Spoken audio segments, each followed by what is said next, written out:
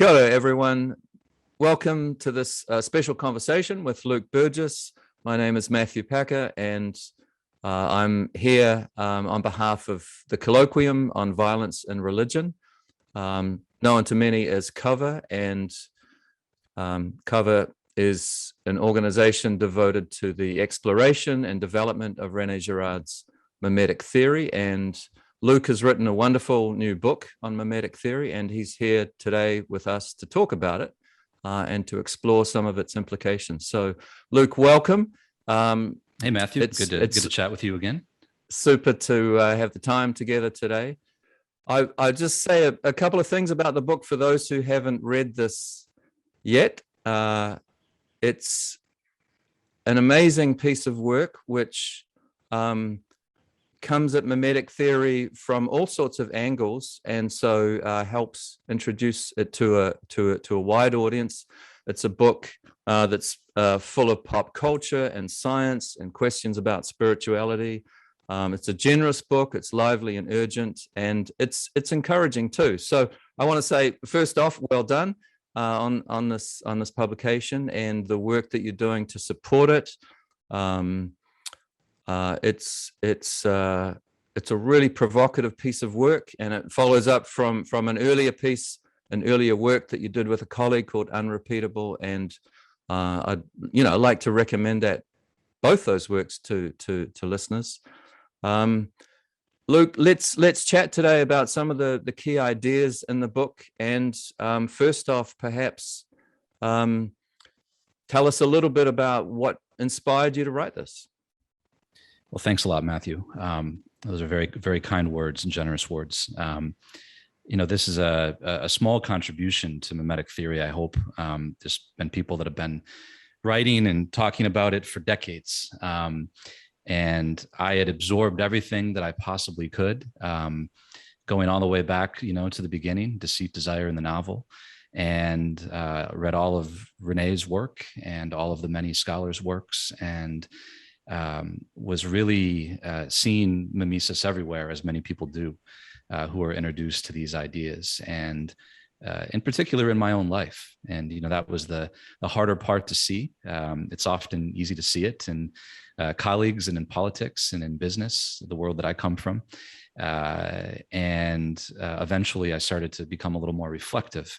And I have always been a very spiritual person, and I wanted to sort of understand what mimetic desire means in the context of vocation, in the context of my faith, and also to connect it to everyday life in a way that would actually help me hopefully live a better life, and help me explain to other people why this theory is important. I mean, theory is a word that scares many people away right away. They say, I don't want anything to do with theory.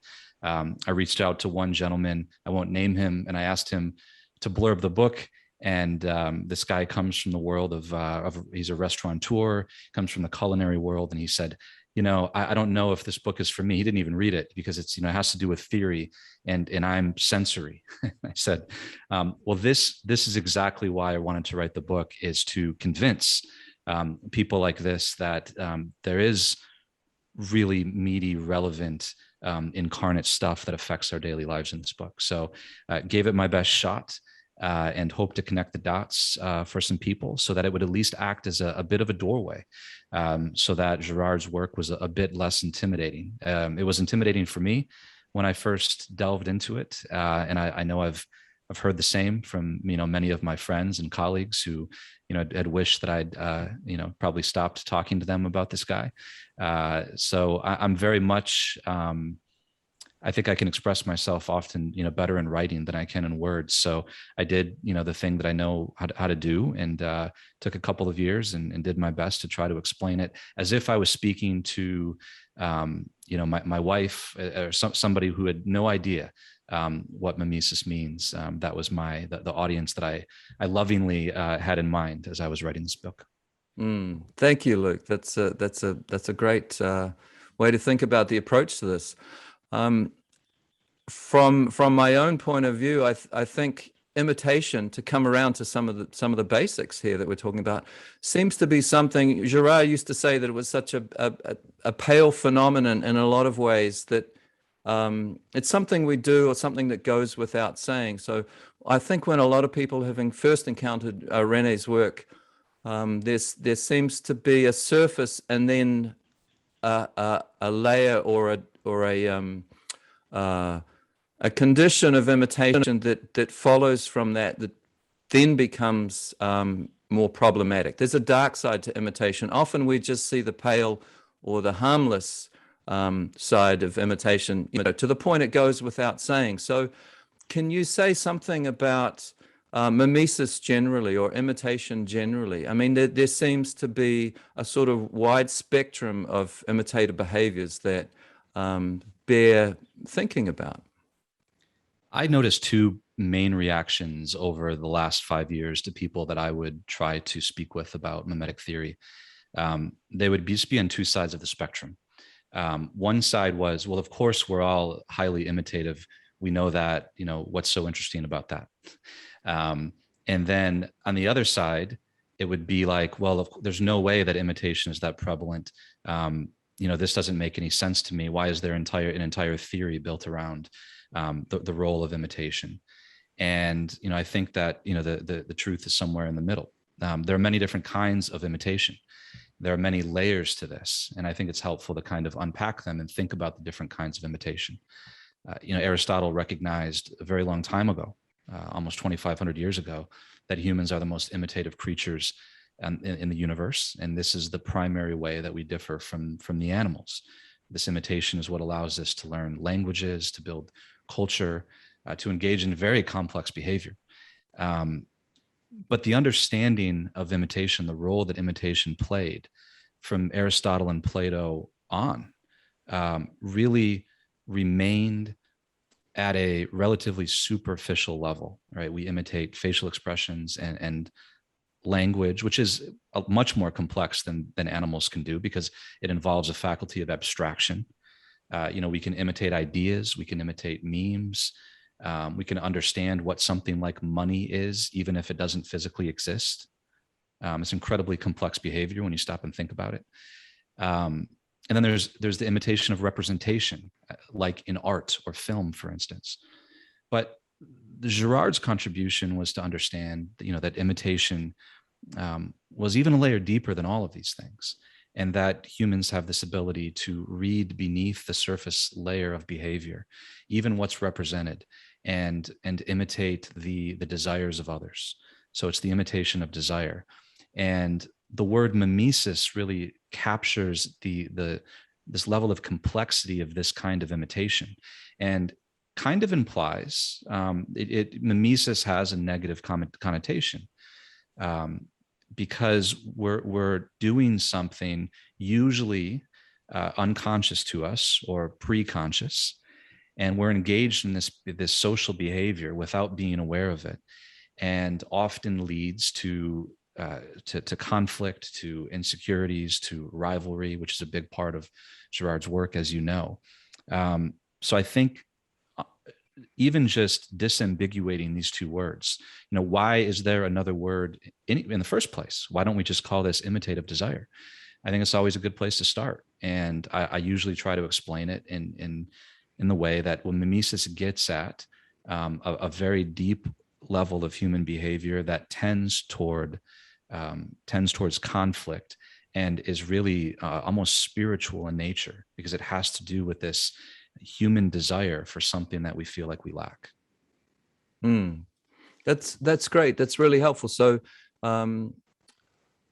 we see it in superficial ways so often, but really, as you point out, as Girard insisted, it's a deeper, much deeper and pervasive element of our intelligence, of our behavior, of culture as we move out into the world.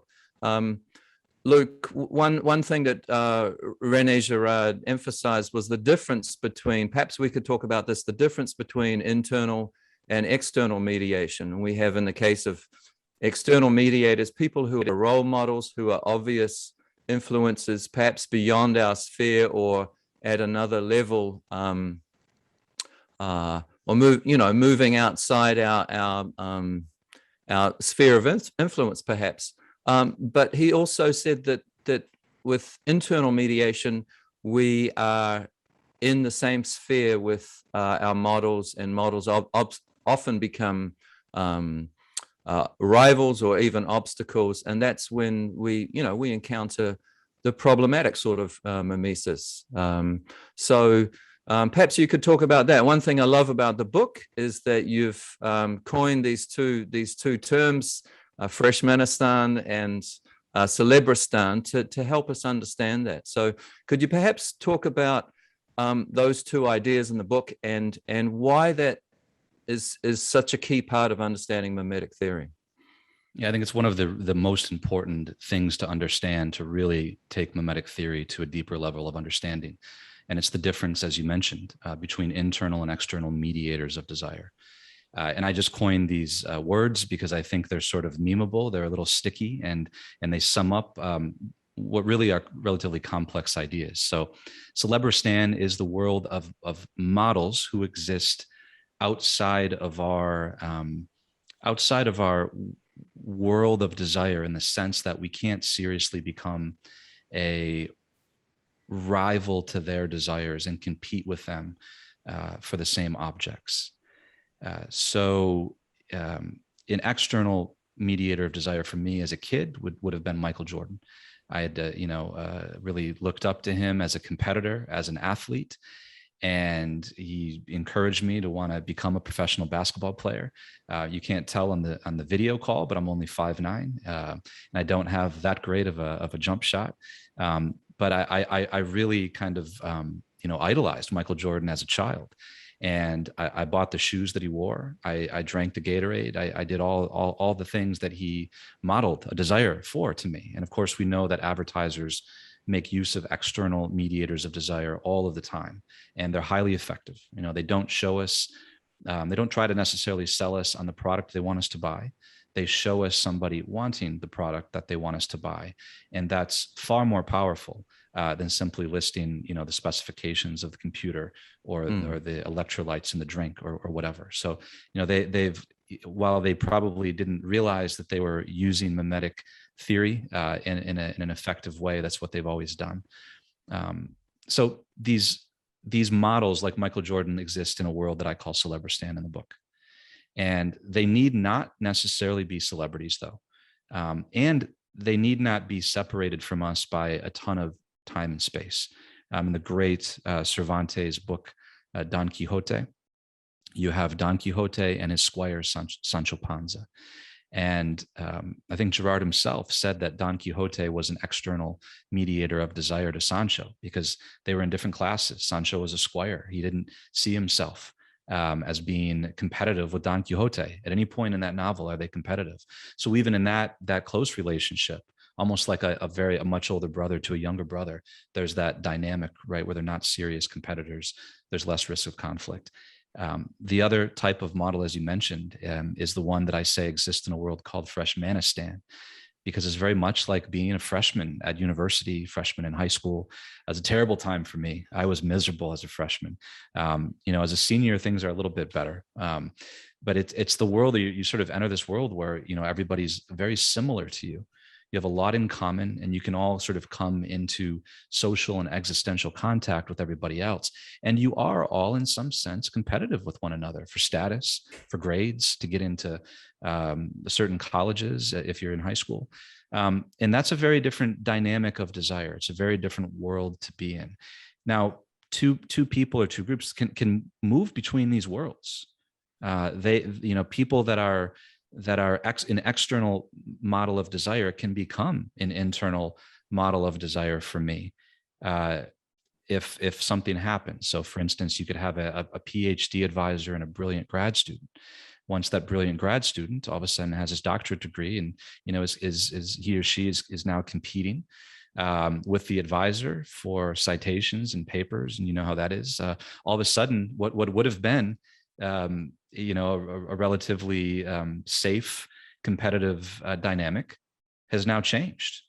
And I tell the story in the book about two entrepreneurs who were not in the same world, who very quickly entered one another's worlds because one of them became extraordinarily successful, and they quickly became internal models of desire to one another. And that's Lamborghini and Ferrari, the founders of the two great car companies.